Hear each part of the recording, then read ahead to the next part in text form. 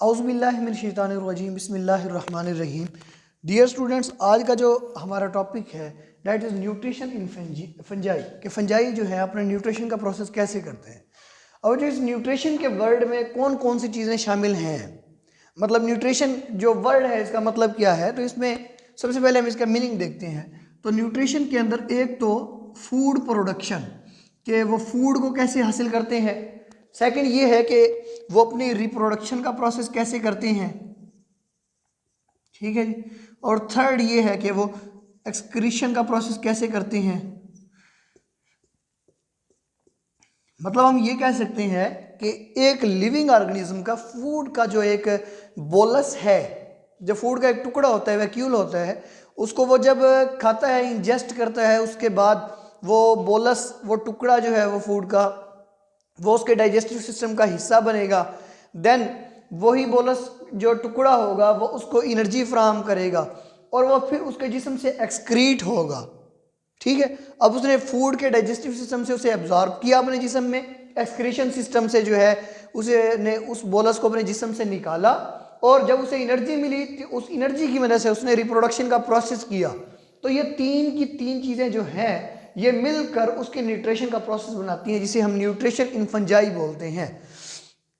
अब nutrition in fungi में जो सबसे पहली और बेसिक बात है वो फंजाई के हवाले से ये है कि फंजाई लैक क्लोरोफिल, फंजाई के अंदर जो है वो क्लोरोफिल नहीं होते या कम होते हैं, अगर हों भी तो कम है या बिल्कुल नहीं होंगे। जब क्लोरोफिल नहीं है तो इस बात का मतलब ये है कि इनके अंदर फोटोसिंथेसिस का प्रोसेस भी नहीं होगा, बिकॉज हमने पढ़ा है कि photosynthesis is always being done in the presence of chlorophyll and sunlight. Sunlight और क्लोरोफिल की मौजूदगी में फोटोसिंथेसिस का प्रोसेस होता है और उस प्रोसेस में carbon dioxide and water combines to form glucose. Carbon dioxide और वाटर मिलकर क्या बनाते हैं, ग्लूकोज बनाते हैं। अब ना तो कार्बन डाइऑक्साइड अवेलेबल हो, ना ही वाटर अवेलेबल हो और ना ही सनलाइट और क्लोरोफिल अवेलेबल हो, तो हम ये कह सकते हैं कि the process of photosynthesis can not done in nutrition in fungi. Nutrition in fungi के प्रोसेस में फोटोसिंथेसिस का प्रोसेस नहीं होगा। अब जब फोटोसिंथेसिस का प्रोसेस नहीं होगा तो हम ये कह सकते हैं कि they can not produce their food by themselves, वो अपनी फूड को खुद प्रिपेयर नहीं कर सकते। सो नेक्स्ट फिर इनके पास कौन सा चांस बनता है जिससे ये अपनी जो है वो फूड की कंजम्पशन को पूरा करेंगे। सो हम कह सकते हैं कि दे आर हेट्रोट्रॉफ्स।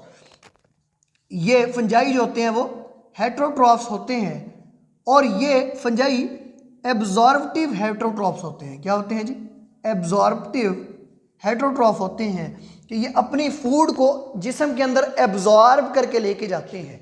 और हेट्रोट्रॉफ का मतलब ये है कि they obtain their food molecules by other living organism, ये दूसरे जानदारों से अपने फूड के मॉलिक्यूल्स को हासिल कर सकते हैं। So they are known as heterotrophic organism. और ये न्यूट्रिशन इन फंजाई का फर्स्ट कॉन्सेप्ट है जो इसमें इंक्लूड है। अब बच्चों अगर सेकंड बात की जाए तो हम ये कह सकते हैं कि हेट्रोट्रॉफ होने के साथ साथ जो आपके पास फंजाई हैं वो सेप्रोफाइट्स या डीकम्पोजर्स भी हो सकते हैं। क्या क्या हो सकते हैं जी, वो सेप्रोफाइट्स भी हो सकते हैं या डीकम्पोजर्स भी हो सकते हैं। अब डीकम्पोजर्स या सेप्रोफाइट होने का मतलब क्या है कि when a plant is being died, जब एक प्लांट की डेथ होती है तो उसकी डेथ से जो है उसका लिविंग मटेरियल जो है वो रोटिंग का अमल उसके अंदर शुरू हो जाता है, गलने सड़ने का अमल शुरू हो जाता है। जब वो जो प्लांट एक प्लांट मटेरियल गल सड़ जाता है तो उसके सेलुलोज मॉलिक्यूल और उसके लिग्निन मॉलिक्यूल जिन्होंने मिलकर उसकी सेल वाल को बनाया होता है, वो सेलुलोज एंड लिग्निन दो मॉलिक्यूल होते हैं, cellulose and lignin, these both molecules combine to form cell wall of plants. ये दोनों मिलकर प्लांट्स की सेल वाल बनाते हैं। अब ये दोनों उनकी रोटिंग से क्या हो जाती हैं, अलहदा अलहदा हो जाते हैं। अब इन दोनों को डिकम्पोज करने के लिए, इन दोनों को एब्जॉर्ब करने के लिए भी फंजाई अपना अहम किरदार अदा करती हैं और फंजाई यहाँ पे अपना रोल प्ले करती हैं एज अ डिकम्पोजर। कैसे जी, कि ये इन रोटिंग सेलुलोज और लिग्निन को अपनी फूड का हिस्सा बना लेंगे और इनको डिकम्पोज करके इनको अपने जिस्म के अंदर एब्जॉर्ब कर लेंगे। लेकिन यहाँ पे फंजाई हेट्रोट्रॉफिक रोल अदा करने के साथ साथ जिस रोल को अदा करेंगे, that role is decomposers are saprophytic fungi, वो यहाँ पे रोल प्ले करेंगे डिकम्पोजर्स का, because they are feeding on dead organic material, क्योंकि अब वो यहाँ डेड ऑर्गेनिक मटेरियल पे फीड कर रहे होते हैं। That are two factors about nutrition in fungi. अब डेड ऑर्गेनिज्म जिनको ये फंजाई डाइजेस्ट करते हैं, उनके ऊपर ये अपना असर कैसे करते हैं? अपने किसी भी डाइजेस्टिव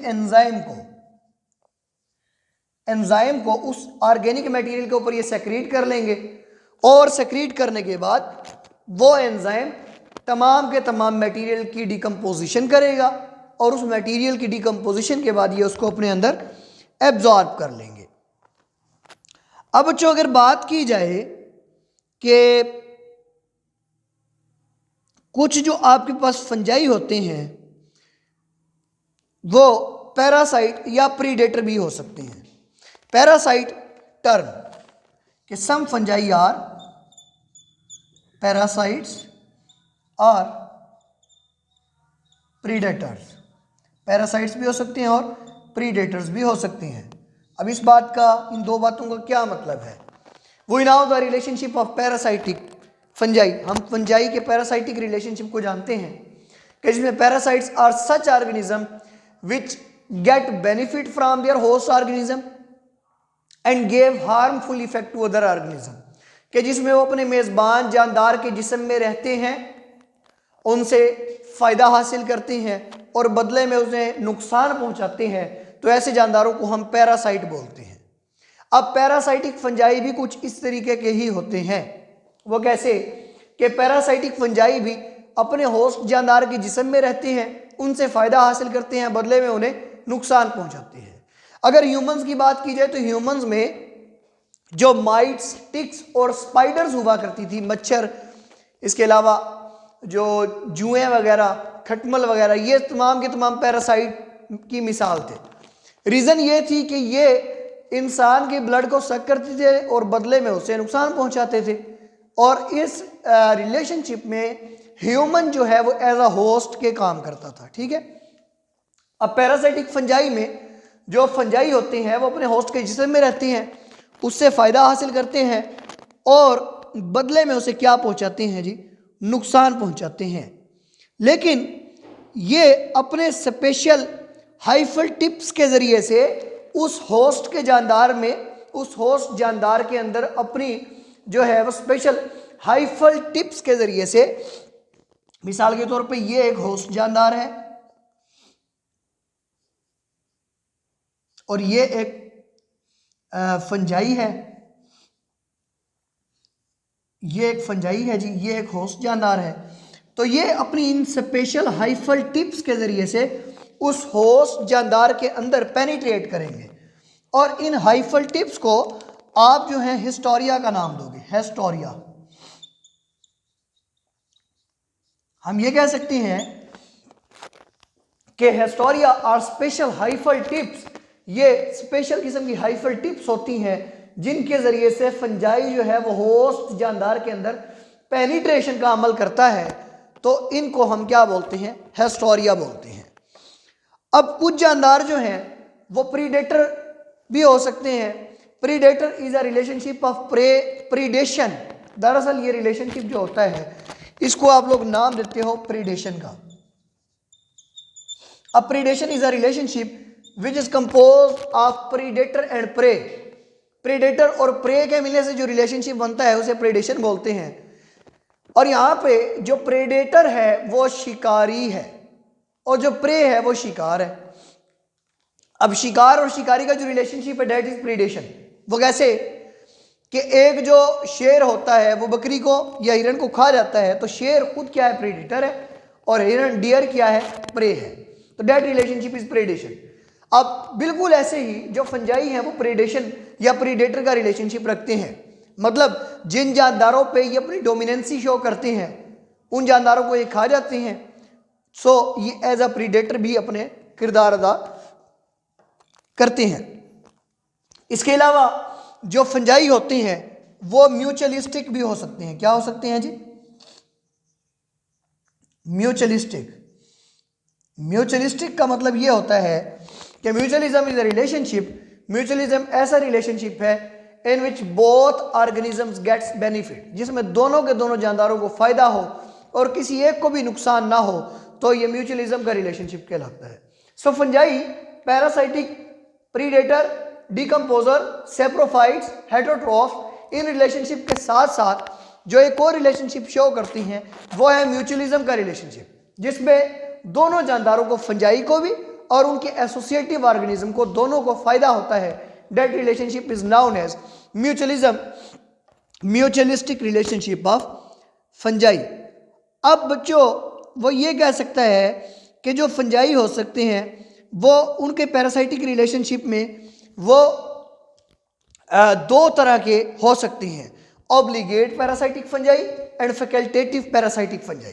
फंजाई दो तरह का रिलेशनशिप शो करते हैं, obligate parasitic fungi and facultative parasitic fungi. अब जरा इस कॉन्सेप्ट को हम क्लियर करते हैं। Now there are two types of parasitic fungi, obligate parasitic fungi and second है जी फैकल्टेटिव पैरासाइटिक फंजाई। अब यहाँ पे जो पैरासाइटिक फंजाई की दो टाइप्स हैं, obligate and facultative parasitic fungi, इनमें से जो आपके पास ऑब्लिगेट पैरासाइटिक फंजाई है, this is such type of parasitic fungi.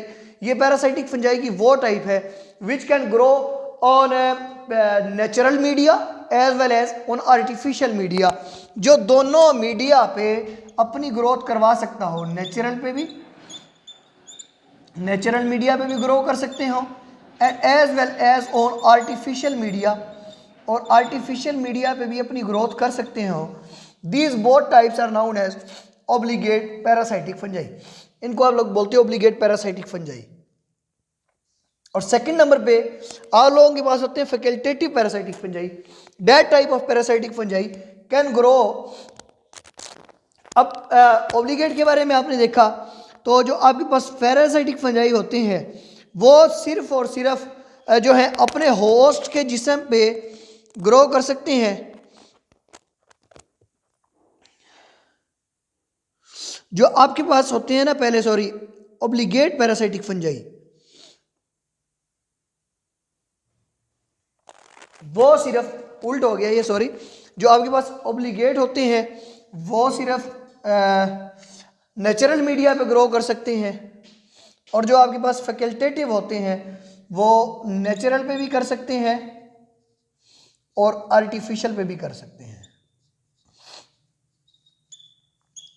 अब इस चीज़ को कैसे एक्सप्लेन करते हैं हम कि there are two types of parasitic fungi, obligate parasitic fungi, facultative parasitic fungi. हमने पढ़ा है ना कि parasitic fungi are grown on host, on their host body, अपने होस्ट के जिस्म पे क्या करते हैं, ग्रो करते हैं। तो जो आपके पास ऑब्लिगेट पैरासाइटिक फंजाई है ना जी, वो सिर्फ होस्ट के जिस्म के ऊपर, जो होस्ट का नेचुरल बॉडी है, मतलब जो होस्ट की जो बॉडी है उसके ऊपर, उसके बाहर या उसके अंदर ही अपनी ग्रोथ करवा सकते हैं। मतलब या तो वो एक्टो हो सकते हैं या एंडो होस्ट फंजाई हो सकती हैं, पैरासाइटिक फंजाई हो सकती हैं।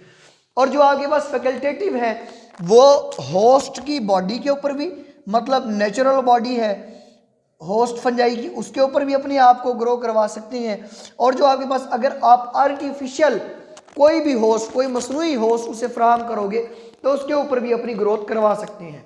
So these are two types of obligate and facultative, these are two types of parasitic fungi, obligate parasitic fungi and facultative parasitic fungi. अब जो आपके पास प्रीडेटर होती हैं उनकी जो आपके पास एग्जाम्पल है वो ऑयस्टर मशरूम की है, जो ओमनीवोरस फंगस है। ऑयस्टर मशरूम जो है वो प्रीडेटर की एग्जाम्पल है। अब ज़रा हम एग्जाम्पल देख लेते हैं। जो आपके पास प्रीडेटर है जो आपके पास प्रीडेटर की एग्जांपल है वो है जी oyster mushroom. Oyster mushroom is an example of parasitic fungi, sorry predator fungi. ये प्रीडेटर फंजाई की एग्जांपल है। कैसे जी? क्योंकि ये एक ओमनीवोरस फंजाई है। ओमनीवोरस फंजाई का मतलब ये है कि they can feed on vegetables, herbs and they can feed also on meat. ये चिकन भी, मीट भी खा सकते हैं और जो है वो हर्ब्स भी खा सकते हैं, श्रब्स भी खा सकते हैं। तो इनको हम क्या बोलते हैं? ओमनीवोरस। लाइक ह्यूमन जो है वो ओमनीवोरस की एग्जांपल है। इसके साथ साथ जो ईस्टर मशरूम है वो चूंकि एक प्रेडेटर फंजाई की मिसाल है, सो वो भी ओमनीवोरस फंजाई की क्या है जी? एग्जांपल है। अब ये करते क्या है जी कि ये जो नीमाटोड होता है उसको पैरालाइज करते हैं, उसके अंदर पेनिट्रेट करते हैं और उसके न्यूट्रिशनल कंटेंट को अपने अंदर एब्जॉर्ब कर लेते हैं। नीमाटोड जो फंजाई से छोटे जानदार होते हैं उनको हम बोलते हैं नीमाटोड्स। ये नीमाटोड्स को सबसे पहले ओइस्टर मशरूम जो प्रीडेटर फंजाई की एग्जांपल है वो नीमाटोड को करता है पैरालाइज। पैरालाइज का मतलब होता है बेहोश करता है, किसी भी तरीके से कोई भी ऐसी सेक्रेशन ये खारिज करते हैं जिससे ये पैरालाइज हो जाते हैं। पैरालाइज करने के बाद वो इनके अंदर पेनिट्रेशन का अमल करते हैं। पेनिट्रेशन का मतलब ये है कि उनके अंदर अपनी जो हाइफल टिप्स होंगी उसके ज़रिए से ये उसकी बॉडी में अपनी पेनिट्रेशन करेंगे और पेनिट्रेशन करने के बाद ये उसकी बायोसिंथेटिक मशीनरी को कंट्रोल कर लेंगे और कंट्रोल करने के बाद ये उस जानदार को अपने जिस्म के अंदर कंप्लीटली तौर पे एब्जॉर्ब कर लेंगे। So this is a example of predator relationship which is oyster mushroom that is omnivorous. It paralyze nematodes, penetrate into nematodes and finally absorb the whole body of nematodes. So ये example है किसकी जी? Predator fungi की। अब अगर बात की जाए तो ये अपनी ग्लूकोज की रिक्वायरमेंट को वुड को तोड़ने से भी पूरा करता है। मिसाल के तौर पे अगर कोई भी लकड़ी वुड पड़ी हुई है तो ये उसको तोड़ के और उसमें से ग्लूकोज हासिल करेगा C6H12O6 और अपनी जो फूड की या ग्लूकोज की रिक्वायरमेंट है उसको ये वहां से पूरा कर लेगा। ठीक है जी। अब अगर एक और स्पीशी की बात की जाए जिसका नाम आर्थ्रोबोट्राइस है, वो क्या करती है जी? वो सॉइल निमाटोड को ट्रैप करती है कॉन्स्ट्रिक्टिंग रिंग्स बना के। अगर फंजाई की एक और प्रीडेटर रिलेशनशिप की बात की जाए तो एग्जांपल है आर्थ्रोबोट्राइस फंजाई वो फंजाई की टाइप होते हैं जो मट्टी में मौजूद, सॉइल में मौजूद जो नीमाटोड्स होते हैं, मट्टी में पाए जाने वाले जो नीमाटोड्स होते हैं जिन्हें आप बोलते हो सॉइल नीमाटोड्स, उन सॉइल नीमाटोड्स को ये आर्थ्रोबोट्राइस क्या करते हैं जी? कैप्चर करते हैं, पकड़ते हैं और कैप्चर करने के बाद जो है उनको एज अ फूड अपनी बॉडी में एब्जॉर्ब कर लेते हैं। तो आर्थ्रोबोट्राइस जो फंजाई होंगे वो भी एक प्रेडेटर फंजाई की क्या होते हैं? एग्जाम्पल होते हैं।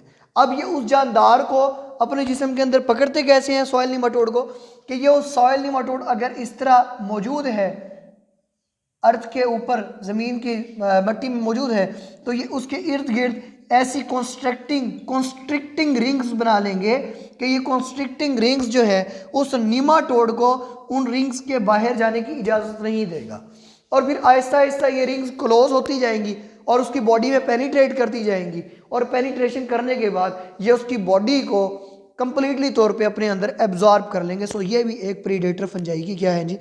एग्जाम्पल है।